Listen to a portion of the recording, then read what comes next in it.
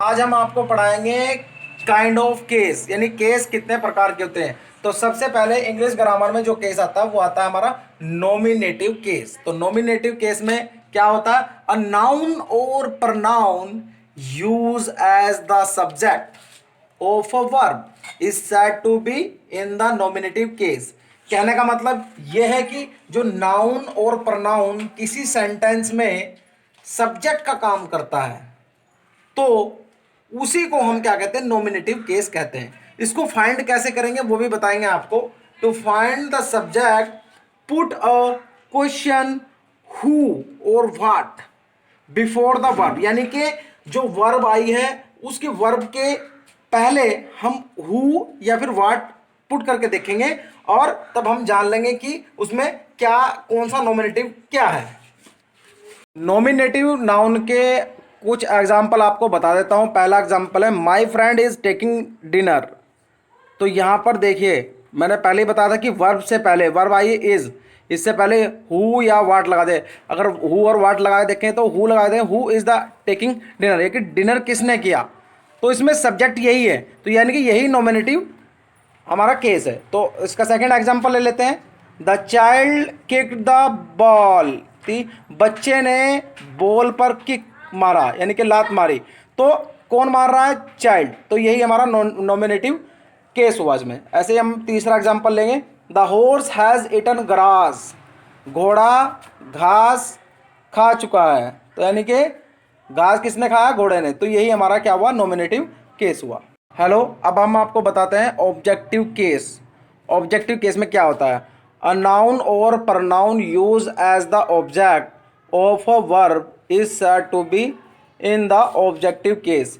यानी कि कोई नाउन हो या प्रनाउन हो, जब उसका यूज ऑब्जेक्ट के रूप में प्रयोग होता है, तब इस ऑब्जेक्ट को, इस जो ये नाउन या फिर प्रनाउन यूज हुआ है, इसको ही हम ऑब्जेक्टिव केस कहते हैं। अब ऑब्जेक्टिव को कैसे फाइंड करना है उसको सीख लेते हैं। To find the object, put a question what और whom before the verb and subject. तो इसके कुछ एग्जाम्पल देख लेते हैं। The mother loves her baby, यानी कि जो माँ है वो अपने बच्चे को प्यार करती है। तो यहाँ पर जो ऑब्जेक्ट है, ऑब्जेक्ट क्या हुआ इसमें? हर मदर, हर बेबी, उसका बच्चा। तो यही हमारा ऑब्जेक्टिव केस में आता है। और दूसरा एक एग्जांपल लेते हैं। The child kick the ball. तो हमने पिछले भी जब आपको नॉमिनेटिव बता रहे थे तब भी हमने आपको ये एग्जांपल दिया था। तो अब ये द बॉल, यानी कि जो बच्चा है वो किक कर रहा है। तो जो ऑब्जेक्ट है, यानी कि सब्जेक्ट तो ये हुआ, अब वो किस चीज़ पे किक कर रहा है? बॉल पे किक कर रहा है। तो यही बॉल जो है ये हमारा आता है, किस में आता है? ऑब्जेक्टिव केस में आता है। पोसेसिव केस ये बहुत ही ज़्यादा इम्पोर्टेंट होता है काइंड ऑफ केस में से, जो थर्ड नंबर पाता है। इसमें देखते क्या होता है। व्हेन अ नाउन और pronoun show the possession on anything. Possession मतलब इस पर अधिकार, किसी चीज़ पर अपना अधिकार जमाना। It is use to be in possessive case, ये पोसेसिव केस में आता है। यानी जब किसी नाउन या प्रनाउन वो अपना अधिकार किसी चीज़ पर रखता है या जमाता है, तो तब हम इसमें पॉसेसिव केस कहते हैं। तो इसमें दो तरीके के होते हैं, एक होता है ऑफ का यूज़ और एक होता है एपोस्ट्रोफी का यूज़। तो अब हम इसके कुछ एग्जांपल आपको बताएंगे। तो हम वो बता दें कि ऑफ का यूज़ कहाँ होता है और एपोस्ट्रोफी एस का यूज़ कहाँ होता है। You have learned if the possessor is living person or animal, we generally use apostrophe s।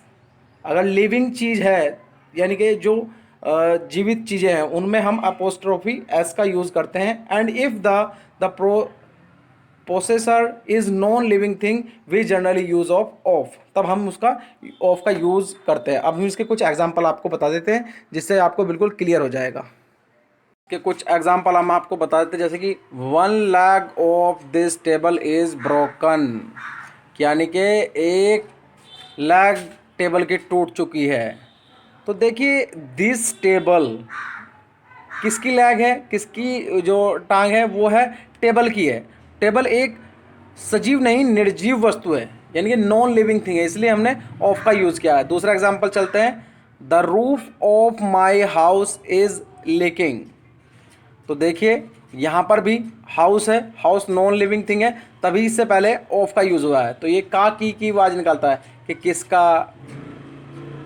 और अगला सेंटेंस है, the gate of the temple are open. यहाँ पर भी टेम्पल एक क्या है, नॉन लिविंग थिंग है। अब हम बात करते हैं अपोस्ट्रोफी एस की, बात करते हैं कहाँ पर यूज़ होता है। We went to our uncle's house, यानी कि अंकल का घर, अंकल तो लिविंग है।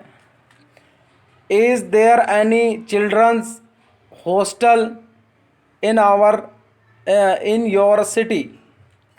तो देखिए, तो चिल्ड्रन के बाद में अपोस्ट्रोफी ऐसे आया, जबकि चिल्ड्रन यहाँ पर बहुवचन है। हम आपको और भी चीज़ें बताएंगे कि अपोस्ट्रोफी के बारे में बताएंगे, जो अपोस्ट्रोफी ऐसे उसका यूज़ कहाँ कहाँ पर और हो सकता है और कहाँ पर नहीं हो सकता है। तो यहाँ देखिए, एक जहाँ आपको लग रहा है कि केवल कोमा है, अपोस्ट्रोफी जिसको बोलते हैं, यहाँ पर अपोस्ट्रोफी ऐसा है। तो इन ये कहाँ लगता है और ये कहाँ लगता है वो बता देते हैं आपको। जैसे सिंगुलर नाउन है और एक प्लूरल नाउन है। सिंगुलर नाउन जैसे गर्ल है, एक लड़की है, तो एक लड़की के लिए तो अपोस्ट्रोफी एस लगेगा, और बहुत सारी लड़कियां हैं तो गर्ल्स, तो उसके बाद में अपोस्ट्रोफी लगाने के बाद हम एस नहीं लगाते, केवल यहाँ पर छोड़ देते हैं। एक और एग्जांपल आप देख लें, बॉयज़, बॉयज़, देखिए यहाँ पर अपोस्ट्रोफी लगा है। कुछ और भी बताते हैं हम इसके बारे में आपको। Apostrophe S is not use the lifeless object, but when a lifeless object is personified और dignified we use apostrophe S.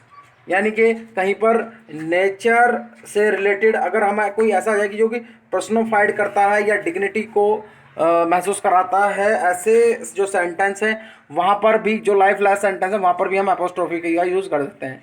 तो इसका एग्जांपल है, नेचर्स लॉ आर जस्टिफाइड। तो देखिए यहाँ पर भी अपोस्ट्रोफी एस का यूज़ हुआ है। इससे पहले हम कुछ और चीज़ आपको बता देते हैं। लास्ट में, वीडियो के लास्ट में हम आपको बताने वाले हैं कुछ ऐसी चीज़ें हैं जहाँ पर नाउन जो हमारा नाउन है या प्रनाउन है वो क्या दर्शाता है, टाइम को दर्शाता है या फिर स्पेस को या फिर वेट को बताता है।